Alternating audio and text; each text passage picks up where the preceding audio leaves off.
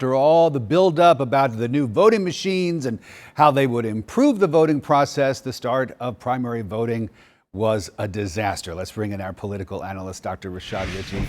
Good to see you, especially on this primary day, Rashad. And we just heard Sally Sears, who spoke with the Secretary of State, Brad Raffensperger, who is going to be investigating problems at the polls this morning. What do you make of that? Is it enough? Well, it's a start. I don't know if it's enough yet. Here's the problem that we've been hearing all day.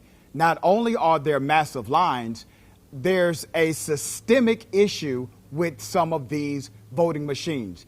These aren't just irregularities, Rick. I've covered elections in Georgia for many years. These are failures, period. And I have not seen this level of systemic failure in our electorate or in our election process in the state of Georgia in recent history.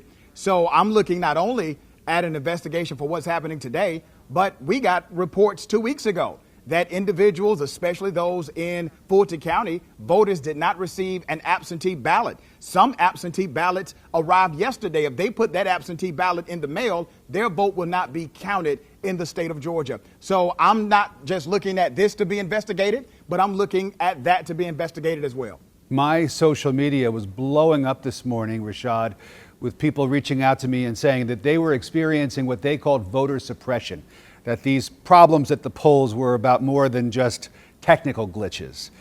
If there is some kind of a finding in this investigation that the Secretary of State is conducting that discloses, that uncovers some wrongdoing, can results be overturned?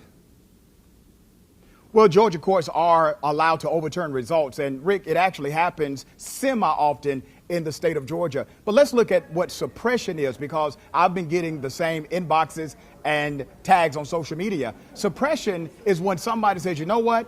I'm not going to vote today. The line is too long. I'm going home. Or they say, well, I'm not going to vote because the machines aren't working. That's voter suppression. Now, maybe it wasn't intentional. Maybe it's voter suppression by way of negligence, but the effect is still the same. If a court determines that the issue is systemic, which means it can actually change the results of the election, courts have been known to overturn the results and order a new election to take place.